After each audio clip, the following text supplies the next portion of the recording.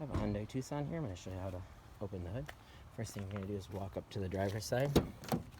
Right here where your left foot would be, just to the left of that, you're going to see this little hood latch. You're going to pull that towards you. You'll hear a pop in the front. You can go up to the front of the vehicle. And you're going to see the Hyundai symbol. You're just going to put your hand upside down, go straight in. You're going to lift up. Once that's up, you're going to see our hood holder here. We'll put that in place right there.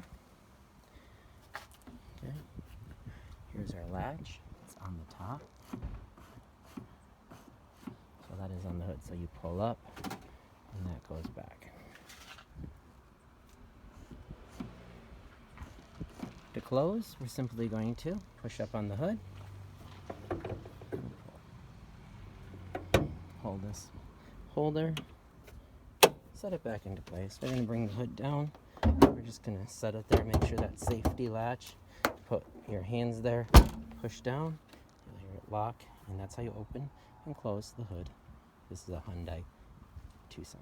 Hopefully this helps, and as always, thanks for watching. Please like and subscribe.